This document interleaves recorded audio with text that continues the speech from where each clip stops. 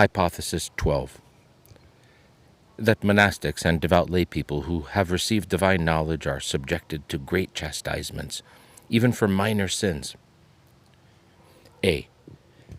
From the narrative of the travels of St. John the Theologian. 1. After the Lord's ascension, when the apostles were gathered in Gethsemane and were pondering how they should go into all the world to make disciples of all the nations, as he had commanded them, Matthew 28:19, they cast lots to determine in which region each of the apostles would preach. It fell to John's lot to go to Asia. 2. John took this result badly, evaluating the outcome of his mission by human reasoning rather than by faith, since he reckoned that it would be difficult to recall this region from the idolatry to which it was everywhere given and convert it to Christ. And for this reason he fell into hesitation. 3. He soon realized that he had sinned against the Lord out of the weakness of his thoughts and betrayed him, succumbing, as he should not have done, to doubt and hesitation. He wept and fell down, asking the other apostles to beseech the Lord to forgive him. He said to them, weeping and sighing, "I have sinned, fathers and brothers, in resenting the fact that I have been allotted Asia, all but becoming weak in faith and failing to keep in mind the Lord's prophecy that all things are possible to him that believeth." Mark 9:23. Hence God has made known to me that I will be punished severely for my lack of faith by being subjected to a mishap at sea. Let us first offer fervent prayer to God, and then we shall each set out for the destination which the Lord has appointed for us. 4. After praying, they departed for their allotted places, each of them taking one of the 70 apostles with him as an assistant. John took Prochorus along with him, and together they went down to Joppa.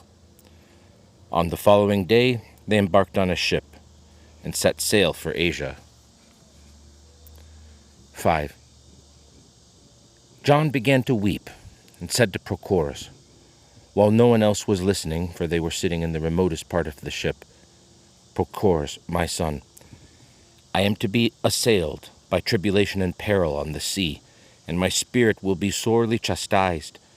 But God has not disclosed to me whether I shall live or die. Now, if you survive, go to Asia, and when you reach Ephesus, wait for me there for 3 months.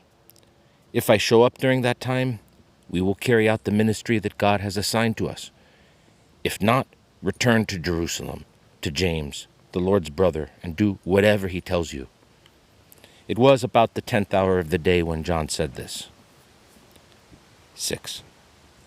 Thereupon, a fierce gale was stirred up, and the ship was shattered by the force of the waves. Everyone fell into the sea, and by God's providence, each of the other 46 passengers grabbed a piece of furniture or wood and was brought to dry land unharmed. John alone was left behind in the ocean. 7. Prochorus set out from Seleucia, for it was there that he had been cast ashore, and reached Asia after journeying for 40 days. While passing through a coastal village named Maortis, he gazed out toward the sea and beheld a man being washed up by an enormous and lofty wave that had broken upon the shore. 8. Prochorus ran to assist the castaway, but John stood up before he reached him.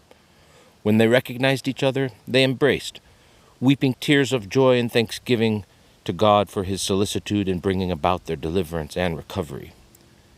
John then regained his composure a little and related to Prochorus how he had been miraculously preserved by the power of God for 40 days and nights, being carried about on the waves of the sea in a way that he could not explain. And from this experience he learned that we must trust in God rather than in the weakness of our human reasonings, and must obey his commands without hesitation.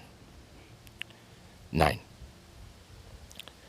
The blessed Epiphanios said, In the case of repentant sinners like the harlot and the publican, God remits the principal, but he demands interest of the righteous, as he said to the apostles, "Except your righteousness shall exceed the righteousness of the Pharisees and the scribes, you shall in no case enter into the kingdom of heaven." Matthew 5:20. 10. An elder said, "God bears with the sins of people who live in the world, but does not tolerate the sins of desert dwellers.